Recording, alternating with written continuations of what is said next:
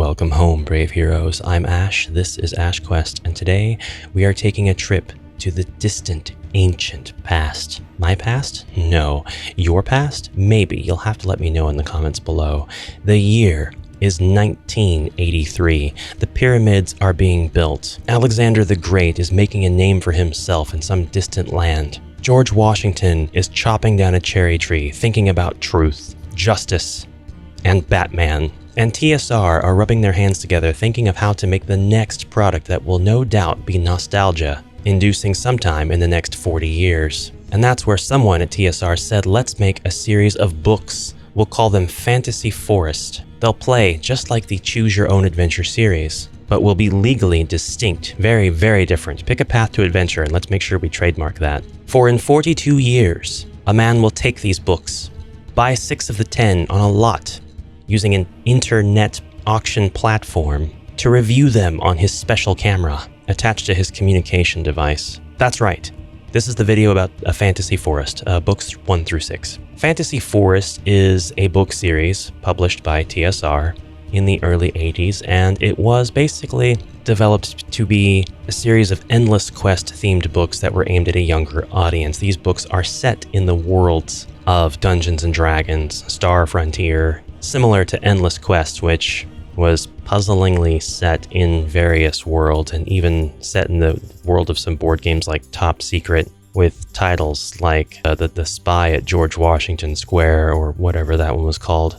I never got into Endless Quest, I couldn't tell you. I did read a number of Choose Your Own Adventure books as a kid, and I enjoyed them highly. As an adult, I'm much more into game books that have mechanics. I need to have my dice to roll or my decisions to make that aren't just if you choose A, turn to this page, if you choose B, turn to this page. I need stats to track. Lone Wolf, Fighting Fantasy, Fabled Lands, give me Dave Morris, give me Joe Dever, give me Steve Jackson, the UK version, and Ian Livingstone, Sir Ian Livingstone, the UK version, just in case an American Ian Livingstone comes out and tries to take the proverbial cake. But Choose Your Own Adventure was probably the reason why I like those books. It's probably ingrained in my DNA from being able to see the different paths that a base story beginning can take, see that there are multiple endings. Maybe it was Choose Your Own Adventure that caused me to take up writing later on, and subsequently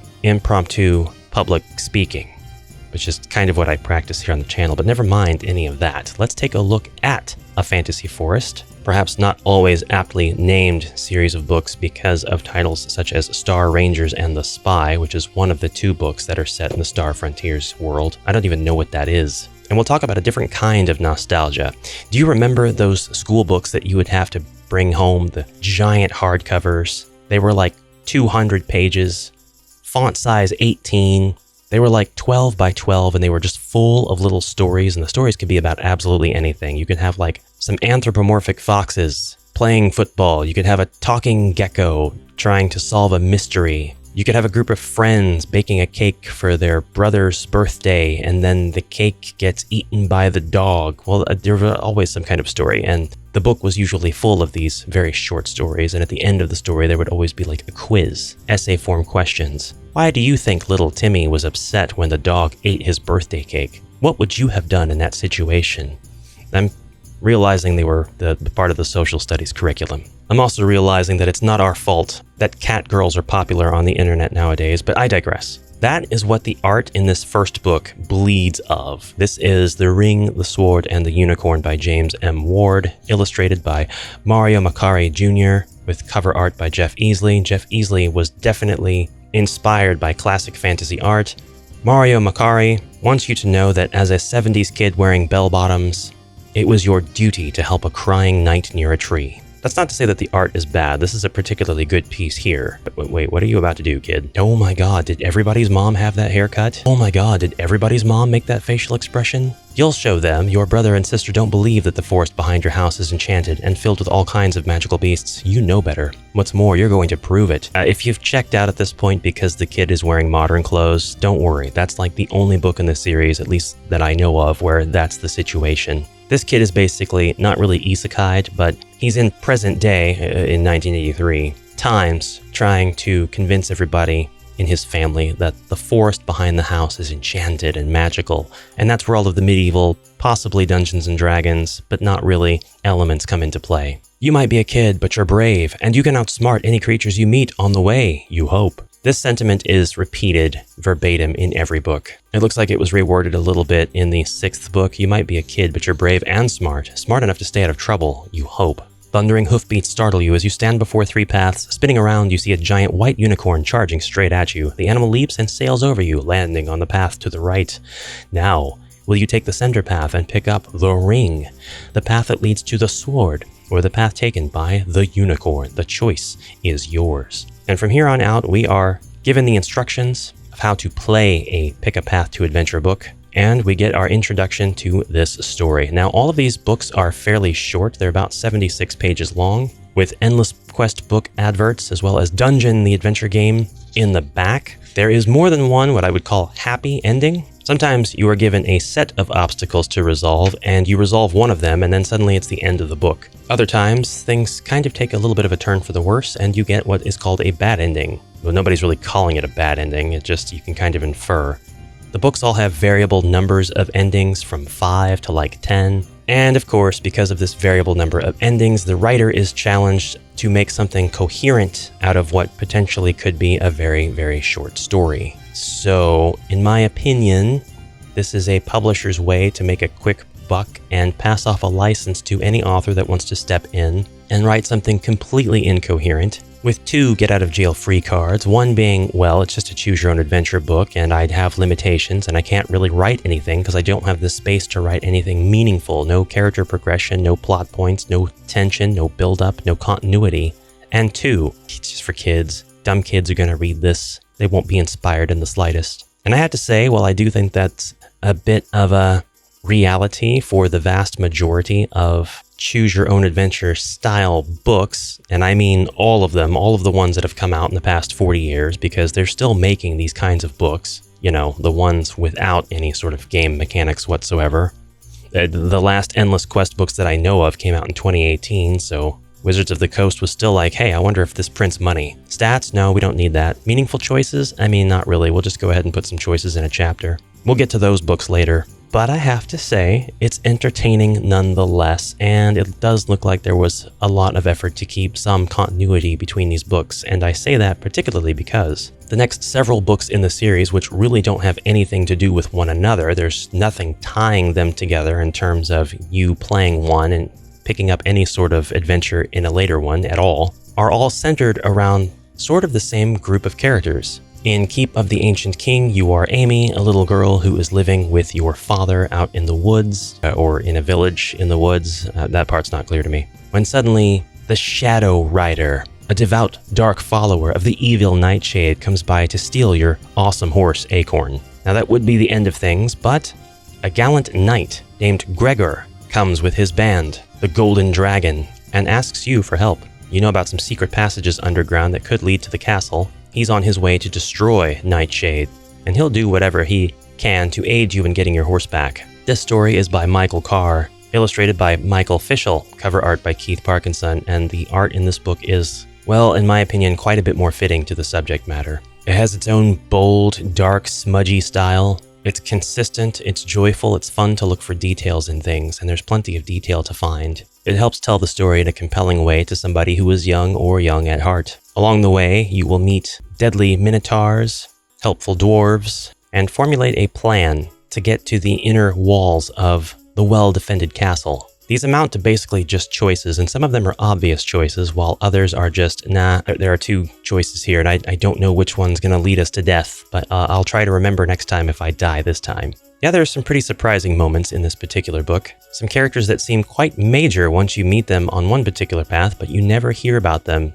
at all in many of the others. You yourself can even turn evil in one of the book's endings. Definitely one of the bleaker ones, but it's still told at a pretty appropriate level for children. Shadow Castle, which is book 3, is by Michael Gray, and has yet cover art by another new artist, Clyde Caldwell, who does a fantastic job here. This is possibly one of my favorite cover images for this series of books.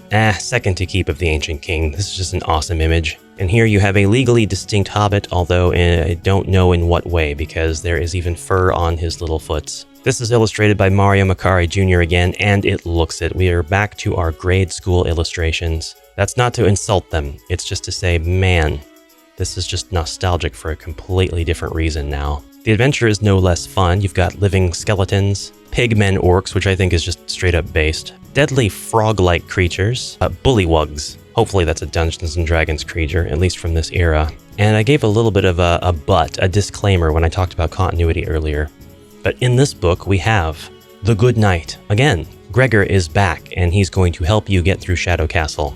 He's still on a quest to defeat the evil Nightshade, and this is a quest that he continues to be on in Book 5's Dungeon of Darkness. In fact, I haven't read this book yet, which has lizardmen, goblins, and a new illustrator, this time Pamela Summertree, with cover art by Ben Otero. You guys are doing a fantastic job, or at least you did, depicting ogres, evil lich lords. I love this picture. Gregor's like, that's what you get, evil lich lord. And he's just like, oh, phooey, I've been bested this time. Oh, I'm really in a pickle now. And Umber Hulks.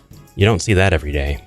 And I'd be happy never seeing it again. There are some references to detection spells in here also. They were a lot more daring with this book. By book 5, they were really starting to hit their stride, these completely random assortment of authors. Star Rangers is when things really get out of hand. Now we're in space. There are no forests to speak of. We're back to illustrations by Mario Macari, and they're really starting to grow on me, although this is not a style that I would commission ever in life. I'm just not sure I ever wanted to see this art. I'm starting to wonder if maybe this particular illustrator illustrated the school books that I read, and that's why I have this feeling. What is Mario Macari's illustrography? I don't know if that's even a word. In this book, you're in space as a kid, and you've got to find out who the spy is. There are endings where you could let him get away if you're not careful, but it goes without saying, the more endings a book has, the less of an opportunity you're really going to get to see any sort of development or progression of the storyline before things just have to end. And when you're a kid, you don't care about this stuff, but if you are a particularly picky kid like I was, well, you might care about it. I skipped over Ruins of Rangar for absolutely no reason. The illustrations were done by Michael Fischel here as well, and I'm thinking that I'm pretty confident in naming him as the best artist of this series, or at least my favorite one. I'm really liking the, what is this, charcoal on paper? Just a lot of thoughtfulness and work put into a kid's book. It really gives off the feeling that, you know, he didn't have to go that hard. We continue our adventures with Gregor the Good Knight of the Golden Dragon, and they are adventures I'd be happy to continue to this day. But for now, I am out of time, and I've done what I've needed to do to prove to the IRS that this was really just a tax write-off. And for reasons completely unrelated to that, I will show you that I did indeed acquire 4 of the Endless Quest books. I think these are the only 4 that Wizards of the Coast decided to have written and published in 2018. They are all by Matt Forbeck, and they all follow a particular D&D class. In this book, you are the wizard. In Escape the Underdark, you are the fighter. In Into the Jungle, you are the cleric, and the owner of a book with a very sticky cover. And in To Catch a Thief, you are the rogue. Hello there, little rogue. When you tried to pick the pocket of a Civilar in the night-shrouded streets of Waterdeep, you never thought she'd catch you, and you never dreamed she'd press you into her service. Now you must find a baby griffin stolen by the Beholder Xanathar, the leader of the city's powerful Thieves Guild, or you can count on spending the rest of your life behind bars. For the good of the city. Now, I complained about this format, and it's still not something I'm a huge fan of.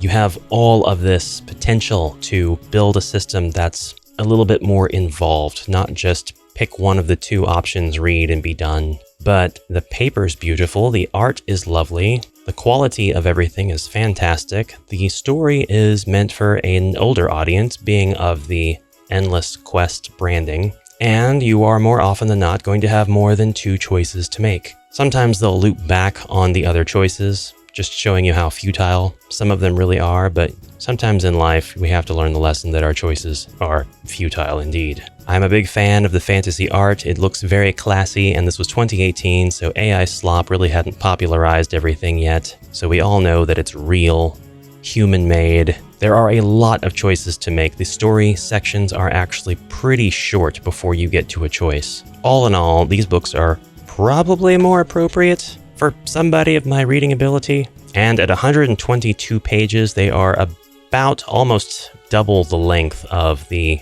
older Fantasy Forest books. My God, what is that? Now, the era of D&D that I happen to like, which is like the 2003, I think, 2003, 2008, whenever the Fantasy Adventure board game came out, they were using those sets of characters for the base game. We got a lot of Lita the Halfling, the Barbarian, and the Wizard that were named in that. They also made appearances in other D&D properties at the time. It was like Wizards of the Coast attempting to kind of rebrand with this consistent set of heroes to be the face of it all. And like all phases, that kind of went away. But there's a series of books about those characters as well. I've heard they're not very good. I don't think they're choose-your-own-adventure styled books, but I could be wrong. I've been curious about them, though. I'm going to make my way through a few of the endless quests here, which is very much a misnomer. The quests are very, very much ended. It's like the opposite of an endless quest. Like, you're not even questing through the entire book. You're questing through like 10 to 15 pages of the book and getting an ending. There's definitive endings all throughout. But maybe the endless quest is inside us. Maybe the endless quest was the journey the whole time. No, that's absolutely fake. Brave Heroes, thank you very much for sitting with me during this fun analysis of Choose Your Own Adventure books and their role throughout time. There's not much of a moral to this story, except that newer is not always better. Stuff aimed for older people isn't always more mature or thought-provoking. And I really like game books, so drop your recommendations down below. I know there's a lot more out there that I don't know about. I'll see you in the next exciting adventure. Until then, have a fantastic rest of your journey, and farewell for now. Onward.